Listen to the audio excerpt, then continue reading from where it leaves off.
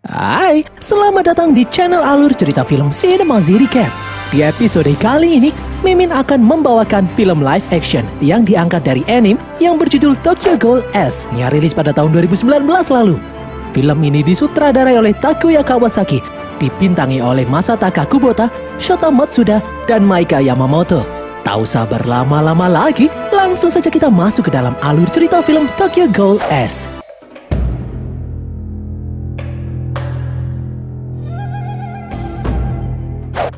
Pada suatu malam, seorang wanita yang bernama Margaret yang merupakan seorang model terkenal pulang larut seusai bekerja.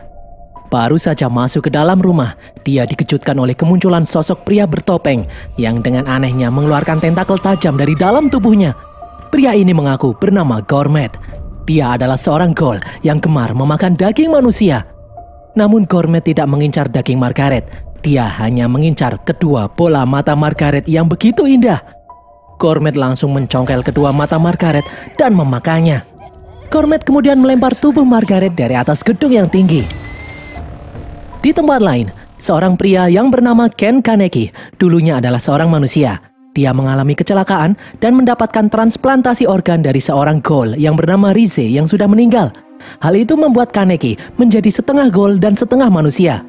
Selama ini, Kaneki menahan diri untuk tidak memakan daging manusia. Dia menahan rasa laparnya itu.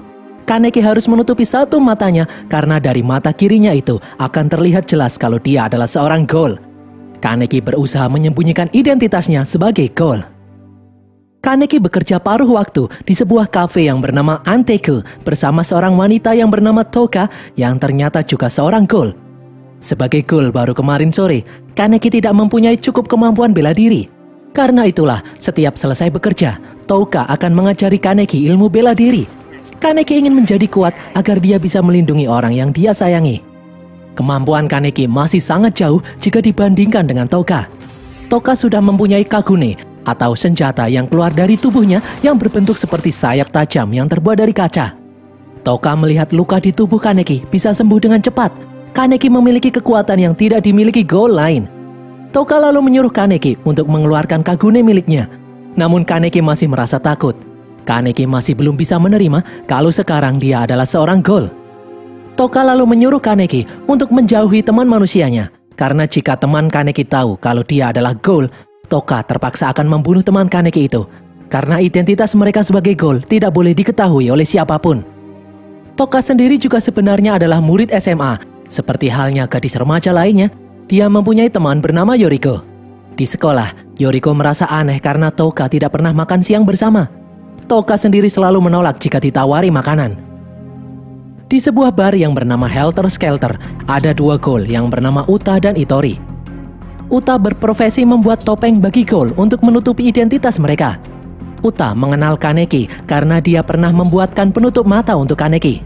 Di sini, Itori berkata kalau dia sangat ingin bertemu dengan Kaneki. Uta pun akan meminta seseorang yang bernama Renji untuk mengajak Kaneki ke tempat ini. Di sebuah rumah yang mewah, Tsukiyamasu adalah ghoul kaya raya yang terobsesi menikmati daging manusia yang memiliki aroma yang lain daripada yang lainnya. Tsukiyama ini ternyata adalah Gourmet yang sebelumnya membunuh Margaret. Pada suatu hari, Tsukiyama pergi ke kafe Anteke. Toka yang sudah tahu kalau Tsukiyama adalah ghoul psikopat menyuruh Tsukiyama itu untuk pergi. Namun Kaneki yang belum mengenalnya malah mempersilahkan Tsukiyama duduk dan memberinya minuman. Di sini, Tsukiyama tertarik dengan bau Kaneki. Beberapa saat kemudian, Tsukiyama pun pergi. Toka lalu memperingatkan Kaneki untuk tidak dekat-dekat dengan Tsukiyama. Sejak hari itu, nafsu makan Tsukiyama menghilang. Dia selalu teringat dengan aroma tubuh Kaneki. Menurutnya, itu adalah aroma daging yang paling enak di dunia ini. Tsukiyama kemudian mulai mendekati Kaneki yang sedang sendirian membaca buku. Ternyata mereka memiliki hobi yang sama, yaitu membaca buku. Tsukiyama pun mengajak Kaneki ke sebuah kafe buku. Kaneki yang selama ini tidak pernah mempunyai teman ngobrol tentang buku, akhirnya menyetujui ajakan Tsukiyama itu. Setelah Tsukiyama pergi, Kaneki lalu didatangi oleh seseorang yang bernama Renji. Renji datang menjemput Kaneki untuk menemui Itori dan Uta di dalam bar Helter Skelter. Itori lalu menyajikan minuman cairan darah kepada Kaneki. Kaneki tidak mau meminumnya, namun Itori memaksanya. Setelah menenggak darah itu, Tiba-tiba mata kiri Kaneki bereaksi. Ittori pun merasa takjub karena ini pertama kalinya dia melihat gol dengan satu mata. Uta pun menyuruh Ittori berhenti membuat Kaneki merasa tidak nyaman. Ittori kemudian menceritakan tentang rahasia kecelakaan Kaneki sebelumnya. Ittori mengatakan kalau kecelakaan itu disengaja. Ada yang sengaja membunuh Rise. Kabarnya ada yang melihat seseorang di lokasi kejadian itu. Mendengar hal ini, Kaneki pun sangat penasaran. Dia meminta Ittori memberitahu siapa orang itu. Ittori akan memberitahu Kaneki, namun syaratnya Kaneki harus melakukan sesuatu. Kaneki harus mencari tahu tentang sebuah restoran yang bernama Restoran Ghoul, di mana hanya kaum Ghoul saja yang bisa masuk ke dalam. Ittori meminta Kaneki menemukan di mana letak restoran Ghoul itu berada. Menurut kabar, Sukiyama biasa pergi ke tempat itu. Ittori menyuruh Kaneki menanyakannya kepada Sukiyama. Keesokan harinya, Kaneki menemui Sukiyama di kafe buku. Sukiyama memberikan sebuah buku favoritnya tentang filosofi rasa. Sukiyama lalu dengan sengaja menggores tangan Kaneki hingga berdarah. Sukiyama menyuruh Kaneki untuk mengelap darahnya menggunakan sapu tangan miliknya. Sukiyama lalu melihat luka di tangan Kaneki tiba-tiba sembuh. Sebagai permintaan maaf, Sukiyama mengajak Kaneki pergi ke restoran favoritnya. Kaneki yang ingat perkataan Ittori sebelumnya langsung menyetujui ajakan itu. Sukiyama kemudian izin pergi ke toilet dengan alasan akan mencuci sapu tangannya. Padahal di toilet, Sukiyama malah menghirup sapu tangan itu. Sukiyama merasakan kalau darah Kaneki mempunyai aroma yang sangat nikmat. Sukiyama sudah tidak sabar ingin memakan Kaneki. Mereka berdua kemudian pergi menuju restoran rahasia. Dari luar tempat itu tidak terlihat seperti restoran. Mereka lalu disambut oleh seorang pelayan bertopeng. Sukiyama masuk ke dalamnya, sementara Kaneki diajak pergi ke suatu tempat oleh pelayan. Ternyata Kaneki disuruh untuk mandi dan mengganti pakaiannya dengan setelan jas. Setelah selesai, pelayan mengantar Kaneki masuk ke dalam restoran. Restoran itu dipenuhi oleh ghoul-ghoul bertopeng yang sedang menyantap daging manusia. Di tengah-tengah restoran, Kaneki melihat seorang Algojo yang sedang memotong manusia hidup-hidup. Kaneki yang ketakutan pun berniat pergi, namun tiba-tiba dua orang pelayan menangkapnya. Kaneki lalu dibawa ke meja pemotongan manusia. Sukiyama kemudian datang mengenakan topeng gourmet. Sukiyama memberitahu semua orang kalau Kaneki adalah setengah ghoul, setengah manusia. Kaneki memiliki aroma daging yang sangat luar biasa. Ini adalah daging yang paling nikmat yang pernah ada. Sukiyama lalu menunjukkan sapu tangan yang ada bercak darah Kaneki. Sukiyama memberikan sapu tangan itu kepada para pengunjung restoran. Setelah menghirup sapu tangan itu, semua ghoul yang ada di sana setuju dengan pendapat Sukiyama. Aromanya enak sekali. Algojo pun mulai naik membawa golok. Algojo itu membuka penutup mata Kaneki. Mereka pun terkejut melihat satu mata Kaneki berubah. Saat Algojo akan menebas leher Kaneki, tiba-tiba Sukiyama menghentikannya. Sukiyama malah membunuh Algojo itu. Sukiyama terpukau mengetahui kalau Kaneki adalah ghoul bermata satu. Ghoul bermata satu biasanya lebih kuat dari ghoul biasa. Tiba-tiba pasukan pembasmi ghoul datang. Mereka menembaki semua ghoul yang ada di sana. Kaneki pun memilih untuk bersembunyi. Kaneki berhasil lolos dan kembali ke kafe Antego. Dia menceritakan kejadian di restoran kepada manajer dan Toka. Manajer lalu berkata, memang ada banyak ghoul yang memandang rendah kehidupan. Namun sepenuhnya itu bukan salah mereka, karena ghoul harus mencari makan. Kadangkala mereka merasa bersalah karena membunuh, namun mereka akan menderita jika tidak makan. Jadi banyak ghoul yang membuang rasa kasihan mereka. Ghoul dengan jalan hidup seperti itu lambat laun akan kehilangan nilai kehidupan. Namun di balik itu masih banyak ghoul yang baik. Keesokan harinya, Yoriko menemui Toka di kafe karena dia merasa khawatir. Sudah beberapa hari Toka tidak berangkat ke sekolah. Yoriko yang khawatir membawakan makanan untuk Toka.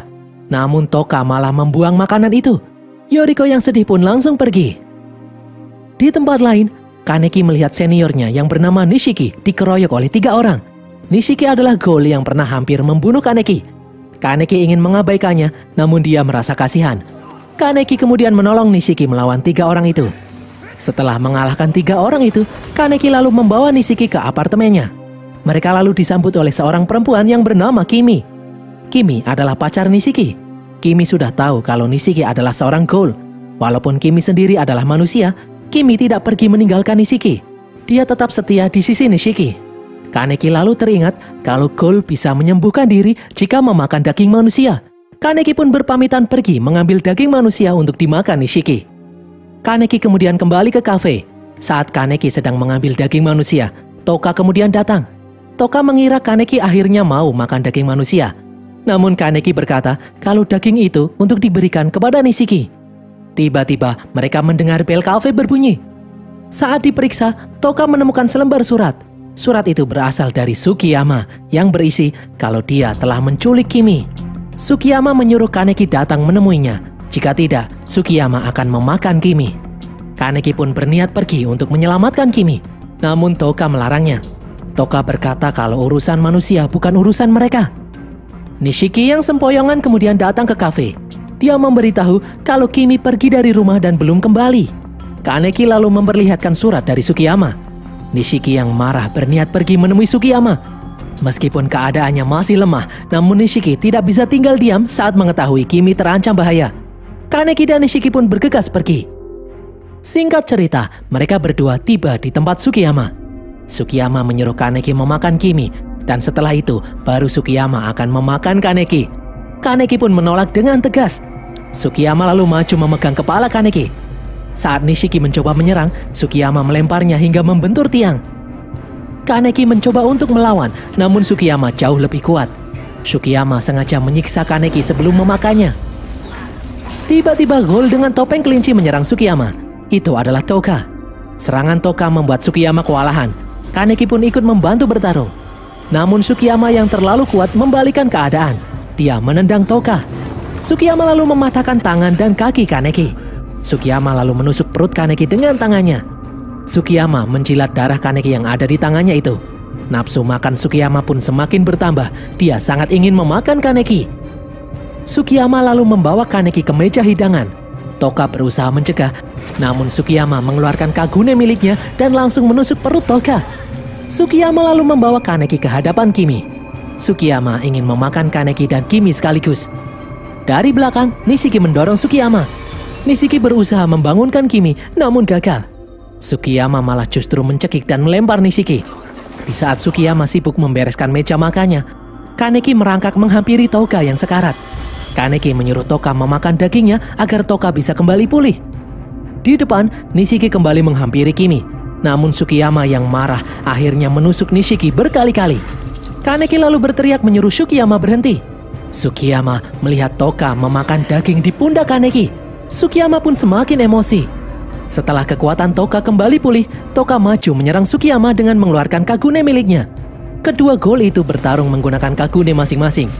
Namun Sukiyama yang masih terlalu kuat menusuk pundak Toka. Setelah berhasil melepaskan diri, Toka melempar pecahan kaca dari sayapnya.